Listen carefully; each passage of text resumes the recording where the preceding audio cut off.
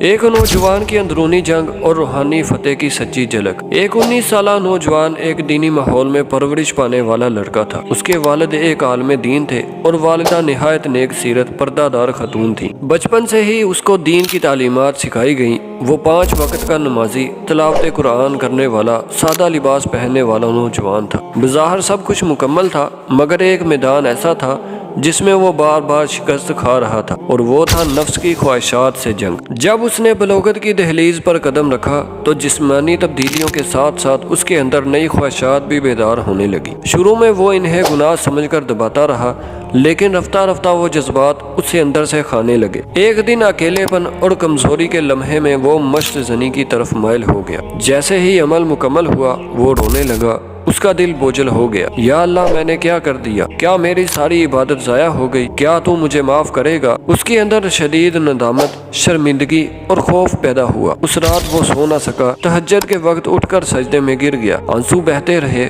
زبان پر بس ایک ہی دعا تھی، یا رب، میں کمزور ہوں، مجھے معاف کر دے، میرے دل کو پاک کر دے۔ اس نے اس عمل کو بار بار روکنے کی کوشش کی، مگر کچھ دنوں بعد پھر گر جاتا۔ ہر بار اسے لگتا جیسے وہ شیطان سے ہار گیا ہو۔ اس نے مسئلے کا حل تلاش کرنے کی کوشش کی، انٹرنیٹ پر، کتابوں میں، مختلف علماء کے بیانات میں۔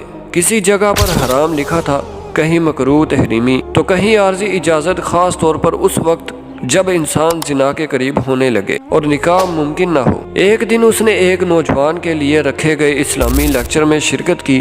وہ شیخ کہہ رہے تھے، نوجوانوں، شیطان تمہارے جذبات کو تمہارے خلاف استعمال کرنا چاہتا ہے، لیکن اگر تم اپنے جذبات کو اللہ کی طرف موڑ دو تو یہی جذبات تمہیں اللہ کا ولی بنا سکتے ہیں۔ انہوں نے مزید کہا، مفت زنی سے بچنے کے لیے خود کو باندھ لو، نماز سے، قرآن سے، روزے سے، اچھے دوستوں سے، علم سے۔ گر بھی جاؤ تو اللہ کی طرف پلٹنے میں دیر مت کرو، اصل ہار وہ ہے جو مایوس ہو جائے۔ یہ باتیں اس کے دل میں اتر گئیں۔ اس نے ایک عملی منصوبہ بنایا، نماز تہجد کو اپنی زندگی کا حصہ بنایا، ہر جمعرات کا روزہ رکھا تاکہ جذبات کو قابو میں رکھ سکے۔ موبائل پر تمام غیر ضروری ایپس، سوشل میڈیا اور تنہائی میں استعمال کو محدود کیا۔ قرآن کو ترجمے کے ساتھ پڑھنا شروع کیا تاکہ اللہ کا پیغام دل سے سنے۔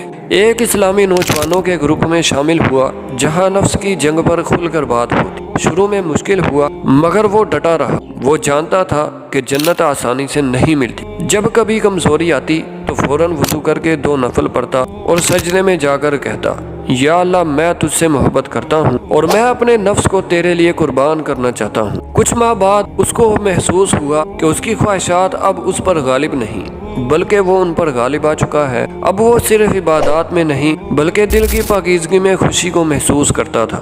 اس نے کئی نوجوانوں سے اپنی کہانی شیئر کی اور کہا، میری جنگ صرف جسمانی نہیں تھی بلکہ روحانی بھی تھی۔ نفس کو دبانا جہاد ہے۔ اگر کبھی گر جاؤ تو مایوس مت ہونا، کیونکہ اللہ بار بار پلٹنے والوں سے محبت کرتا ہے۔ اللہ تعالیٰ انسان کو آزماتا ہے مگر کبھی مایوس نہیں کرتا۔ مشتزنی سے بچنا ممکن ہے مگر اس کے لیے علم، صبر اور مسلسل توبہ درکار ہے۔ بے شک اللہ ان لوگوں سے محبت کرتا ہے جو توبہ کرتے ہیں اور جو پاکی اختیار کرتے ہیں۔ اگر آپ مبتلا ہیں، خود کو ملامت نہ کریں بلکہ اصلاح کا ارادہ کریں۔ بار بار گرنے سے بہتر ہے کہ بار بار اٹھا جائے۔ اپنے جذبات کو سمجھیں، دبائیں نہیں۔